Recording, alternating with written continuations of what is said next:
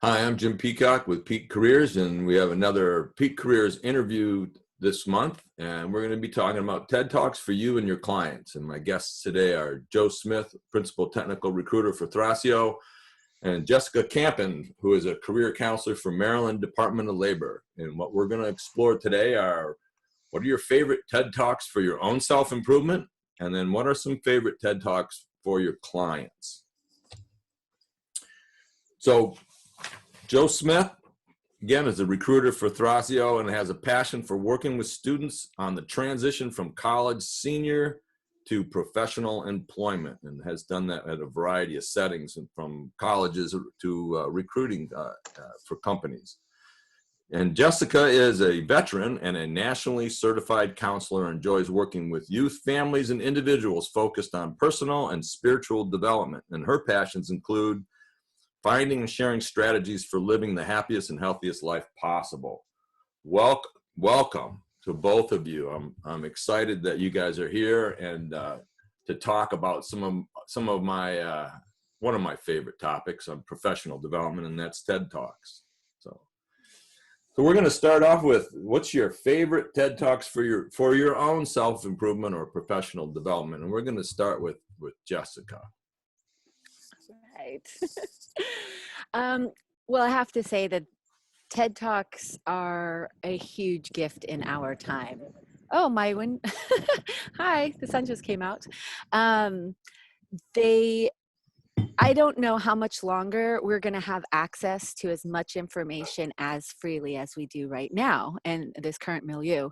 So for me, my own spiritual and professional and even personal development, Brene Brown, I would have to say, hands down, has and continues, every time I watch her talk on the power of vulnerability and her TED Talk on shame, I remember something, I become more aware, and I can live my life a little bit more in my own integrity, because she points out so well with her, with the clarity of her actual research that supports all of these ideas about how important vulnerability is. And with vulnerability, it's such a counterintuitive thing for our culture. Because it's so uncomfortable, we assume it's something negative. And we have this idea in our culture that if you're feeling like that, then that's bad and you should avoid it. And her research has clearly shown that vulnerability is the birthplace of connection. That's how people connect with us and how they want to help us. It's also the birthplace of innovation, creativity, and joy. So a bit of a taboo has now turned out to be essential in healthy living and our overall well-being. And that was such a gift to have been told that outright. You know, some of us find that out by intuition and, trial and error, but to have the data show us, and we really value that. And for her to point out so compassionately how important that is. And as well as shame. I think her talking about that has been a gift to so many people. Shame is something that we carry with us that inhibits us from connecting with people we want to, from being who we want to in the world, and from honestly feeling good enough and feeling okay about who we are.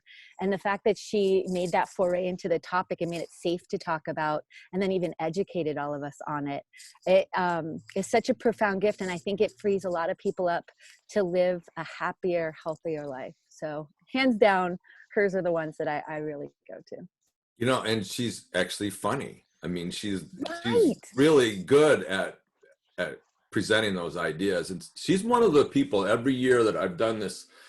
Usually it's around March. I tend to blog on TED Talks, and every year I kind of survey my community and ask for ideas on TED Talks. She comes up every year. With different stuff, different angles, but but these topics is really, like you said, our culture is such that if it doesn't feel good, it must be a bad thing. And it's kind of, for me, it's a little related to failure. It's like, if you can't put yourself out there and you're afraid to fail, then you're not going to learn, right? And so there's a lot of the learning from failing and and shame and vulnerability, they're all kind of tied together. And it's nice that she talks about the research behind it, you know. Yeah. Joe, what are your thoughts? I was frantically taking notes here. So thank you, Jessica. I love the TED Talks where where people talk about whether it be career or something they were passionate about. And all of a sudden there was this epiphany that this isn't me. Whatever box I have been putting myself in or allowing myself to be put in.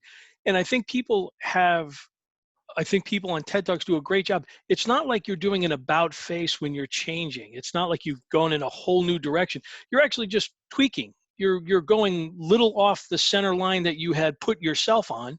And I think people have, to Jessica's point, I think people have this incredible belief that in order for me to change, it's this epiphany that you have to go through this metamorphosis where you really don't. It's not like you're doing this. It's really just a tweak. You're over here. I equate it to a 4-lane highway. You know, sometimes when you think you're in the left lane and you're flying along, you're really not. You're in the middle lane and you're just average. And it takes a little while to see what lane you're in. So I always love the TED Talks that where people talk about, you know, I had spent my whole life wanting to do this. And then when I got there, I was like, no. I can tell you that in my semi-professional career counseling life, I talked to a lot of lawyers who are in their late 30s and early 40s, and they're like, this isn't what I signed up. This isn't what I want, you know? And I'll never forget what a lawyer told me 10 years ago. If anybody told me that the field of law was 95% all negativity and arguing, I never would have gone into this. I'm just surrounded by negativity. For young professionals, my kids coming out of college, I always encourage them to watch the TED Talk by Meg Jay, who wrote the book, The Defining Decade, Why Your 20s Matter. Because I think she brings up a very good point. At no other point in your life do you get more advice from a lot of loving, caring people that when you're about to graduate college. And I always say that I think on the receiving end, it's always, this is what you need to do, finger to the chest. And I think that's how it's received. I don't think that's how it's presented, but at times I think that's how it's received by the student or new graduate. And I always encourage people like, look, you know, you went to college to get a good job. There's a cycle and there's a calendar attached to you that you're in your senior year. That's when I, Joe Smith, the recruiter, is hiring you. If you wait a year because you wanted to travel or do whatever, I respect that. But on the other side of the fence in corporate recruiting, I need people who want a job when they graduate, not who want a job after they've traveled Europe and maybe incurred more debt. And one of the things I always, because of the aggressive advertising within the field of higher education and advanced degrees, I always encourage people to watch Susie Orman's TED Talks and videos on education and financing. Right. You know, one of the things that I like and appreciate about your comment about TED Talks is there's not like often these epiphanies, right? I mean, a lot of times our instincts are telling us that something's right. But what we need to do is when you hear someone who is, you know, respected and has a knowledge base or research behind it, who then says, oh yeah, this is okay, you know, either from Susie Orman, who's giving you some great advice on finances, or you know, Renee, who's given us research on vulnerability. I mean, you're taking that information and it's kind of like, it's okay. Yeah, absolutely. Or it is these small pivots. You know, it's not passion pivots where you know, I got to find my passion and get the job. You got to get out there and be vulnerable. You got to get out there and try stuff. You got to, you know, and these TED Talks are those nice 15-minute, you know, 20-minute vignettes that can help people kind of go, oh, that's the direction I want to go. And then now it's a small pivot rather than a huge pivot, right? Yeah, absolutely. One of the things too that I like about the TED Talks that I think there's to your point, the epiphany moment, like I have to imagine there's people in those audiences and people watching this going, oh wait, I'm not the only one who's been through this. There's others who've come before me in this. I'm like, so I think that's gotta be a wonderful help to making that first step in change when you realize, oh, wow, this is normal. I'm not abnormal. Yeah. I'm vulnerable, yes, because I have to change. But Mhm. so I think that's a healthy thing to realize when you are not the only one. Jessica, did you have any suggestions for your clients or students, people that you work with? Oh, yes, but I'd like to add a point to what we were just talking Yeah. about. Um, and it's kind of to the fact of how I kind of wrote my bio. I have done decades of research and practice and having my experience. And I love being able to tell people in a brief way and have them benefit from all of those years. When we're watching TED Talks, we're seeing professionals who have had an entire career and have condensed the most optimal amount of wisdom in 18, 20 minutes. And so I think that's part of what makes them so impactful, is that it's not just 18 minutes of content, it's decades of what they have learned and been able to synthesize and say in a more simple way. And so we are benefiting from so much in such a short amount of time. Yeah. Wait, and the only time you could ever see these people is it often was typically at a national conference, right? Yep. Or a regional conference, occasionally a state conference. I mean, you bring in some of these people, and now, as you pointed out earlier, Jessica, it's like they're at our fingertips, right? You can kind of get lost in there, kind of following the lead of, whoa, they're going to suggest another TED Talk on a similar topic, but you're looking at them and there's like a million hits and people are commenting, and they're on to something, right? Yes, Oh, yeah, exactly. absolutely. And then you can study any part of life through TED Talks. There's no limit. There's even a blog that has banned TED Talks. I don't know if you have seen those. Why? I mean, I think that every era has, like we talked about, things that are taboo, ideas that go against the status quo. And I think those ideas were just outrageous to some people, and TED banned them. Yeah. Uh-huh. But I mean, everything under the sun that you want to know. We used to be limited by our environment and what was, offered there. But Right. if you're interested in science, in psychology, in any field, high level physics, you can watch these brief items that give you so much information. It's just so exciting. Awesome. Well, so ideas for your clients or people you work with, what are? Oh, absolutely. So one that we were talking about, your careers and the choices you make. One that I think helps people with their day-to-day and their longevity is 365 Ways to Unlock Creativity and Innovation by Ken Hughes. And it's actually, he's a charming Irishman. So, there's some humor in that, but he talks about our life, and he hit 40 and his father was in his mid 70s, and they had a conversation about he was having his midlife crisis and his father having his end of life crisis, and how his father's talking about how his days just like are whizzing by and time is going by faster. And it got this man curious. And so he ended up doing something he calls time bending, where he does one thing each day that's new and unique he had never done before. And he talks about how that actually makes our lives more full, and it drives innovation and creativity because you're looking for ways to do something uniquely. But it also brings in all of that joy and makes your life feel longer because you're not stuck in your old routines for years and years at a time without interruption. And it's really uplifting. So I recommend that one, as well as Start With Why, which is, almost everyone knows about this Simon Sinek TED Talk. However, one thing I love about it is that it is maximized. It's giving you information that's applicable in multiple areas of your life in multiple ways. You can use this information in your own personal branding when you're looking for work.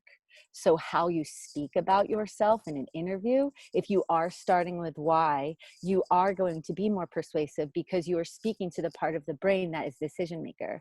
A part of our culture, I think one of the problems we're having is we are speaking from the frontal lobe. We're using words and logic to try to persuade people's behavior. And we're looking at it with COVID.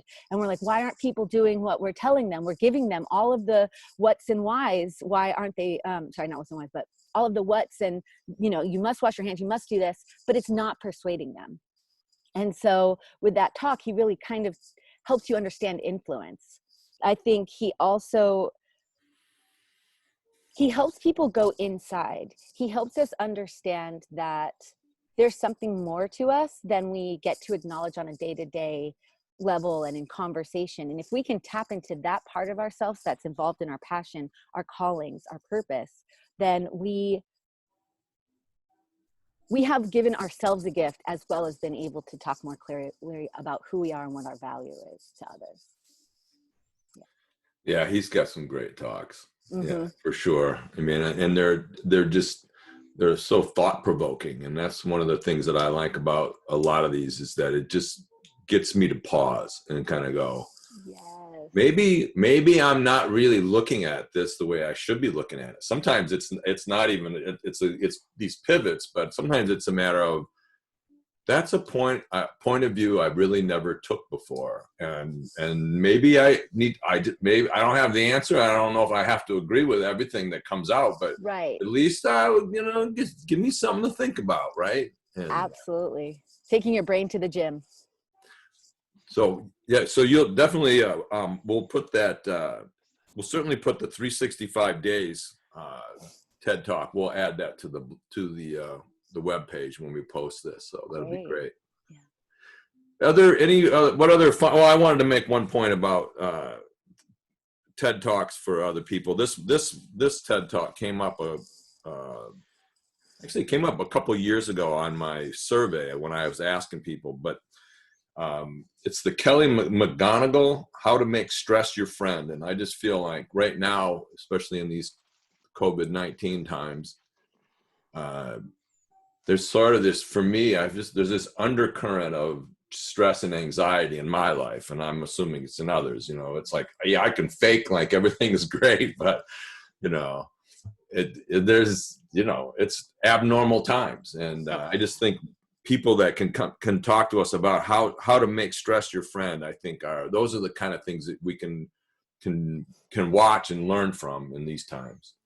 Mm-hmm. So final thoughts on TED Talks or any of these topics, Joe or Jessica? I think if I could speak first, because I think Jessica brought up a great point, that this TED Talks should be in line with both in recruiting and in career counseling, that this is a part of information that is readily available now. In that there's a huge swath across the TED Talk, the YouTube platform, where you could be taking on information in micro bites, less than 15 minutes, that could help you both in career decision making and in interviewing. As a recruiter, in the past month at this company, we're getting a lot of referrals from senior people and everything like that. And I'm amazed at how many senior level people, 20 plus years of incredible career growth, when I say, considering where you're at right now, what do you want to do next? What's going to be challenging? And it's as if I've asked them to explain the universe to me. And I'm like, and I try to help people, because I'm like, look, you got a great career. There's nothing worse than bringing in a highly intelligent, successful person into a role they're going to be bored with. So tell me what's going to make you exciting. What's going to, and it is just frightening on how many people cannot answer that question, not even for me, but they can't answer it for themselves. Jessica? Oh, Jessica. Yes, that is so, and I think that's part of the reason I suggest the Simon Sinek TED Talk, is because people are so ill-equipped to talk about who they are and what's real inside them and what's important to them. We're not taught to speak that language to ourselves, like you mentioned. And so when you're in a professional environment and someone like you asks a very reasonable, simple question, sure, and they are at a loss because they haven't turned inwards. One thing I think about is how many courses and certificates and degrees we get in communicating and speaking outward, but not in listening and to ourselves, sure, as well as to others. Yep. So just to your point, I am so there with you, especially as someone who works with job seekers. That's one of the huge things we work on, is like, I'll ask them questions like that, and they do the same thing like what you're mentioning, and helping them get a little more comfortable in that. Yeah, and I even try to help some people who I think have some reasonably good skills, or I think are viable. Like, okay, that can be a strange, but let's flip the coin over and let's just talk about, tell me what you don't want. Tell me what you don't want to do. Mm-hmm. And generally, but even they can kind of go through that a little bit better, not great, a little bit better, but it still doesn't help them get back to, so what do you want to do next? What's going to challenge you professionally? Because to your point, Jessica, they just haven't thought about it, or they haven't thought about it beyond that surface. Yeah. I need a change. Okay. Change to do what? Yes. So, and I just think that's one of my soapboxes is sort of this mindfulness topic. And I think there's not as much deeper thinking going on in our world because of all this, the information is just overwhelming, right? I mean, it's hopefully one of the takeaways we get with this quarantine time is that, there should be some time to think. There should be some time to just, there's not, I don't have to work 14 hours a day now. And what are you going to do with that time is one of the hopeful messages that I hope people take back. And that is to do some of that internal thinking, to take that walk and just think. Don't plug in a podcast. Don't plug in the news. Don't continue to take information in. I mean, I do that, but then I turn it off. Every day I go for a walk. I tend to listen to a little bit of public radio just to catch a little news, but then I shut it off and I just be there. I just want to be there. And then I come back and I journal. I try to get some of that stuff down on paper, but that's all to force myself to think, and putting it in writing forces me to flush some of that out, and I think it's the deeper thinking that we need to do. And TED Talks can help stimulate it, but we really do need the time to internalize and to think about what does it mean to me and where do I want to go. To that point, it's so interesting how we talk about it, because our language is to use the term think about it. And as a mental health counselor and someone who teaches mindfulness, I also heard you say, I need to be with it. I believe that something we haven't really caught up with in our culture is that we have different centers of knowing. Our mind isn't the only way that we know things. Mm-hmm. And but we are taught that everything is thinking. And so when we haven't cultivated a quality of presence, like you were talking about, when you are able to walk in the woods and feel connected in a way that's other than just thinking, right? We kind of have a block because, like we talked about with vulnerability, in order for us to be present, we have to face some uncomfortable things in our body immediately, right? What have we been ignoring and not? Is there a gnawing feeling in our gut when we stop and stay still? Do we have a tightness in our chest or a clench in our jaw that we normally ignore because we're thinking about it? Okay, what needs to happen next? Yep. And so I think another reason why this phenomenon happens where people can't speak to themselves is that, like you said, they can't really be with themselves yet. And I think this quarantine time is causing people to be with themselves a little bit more than normal. But Well, listen, I'm going to wrap this up. I really do try to keep these to 20 minutes or so. I'm not sure where we are at. I didn't really set a timer or anything, but I want to wrap this up and just let you know that I'm Jim Peacock with Peak Careers Consulting. I started my business in 2001, part-time teaching the Facilitating Career Development course, and then have added online discussion-based seminars. So they're different than other online classes, which tend to be more independent studies.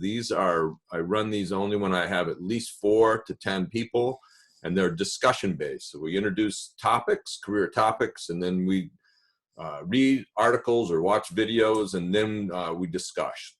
There's no set time to be logged in. So they're a little different. Check out my website if you'd like to know more.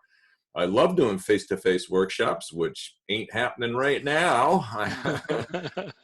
And I always keep I have a handful of career coaching clients. Most of my business is really doing the training career coaches. Author of Field Guide for Career Practitioners, and I write a weekly career email. If you would like to get added onto that list, you can sign up at the site there below or on my website, and you'll also get the top 10 tips for working with an undecided person. And I am on LinkedIn, Facebook, Pinterest, Twitter, Instagram. Primarily LinkedIn is my go-to. and happy to connect with anybody. So thank you, Joe and Jessica, today for sharing your thoughts on this topic. Thank you so much.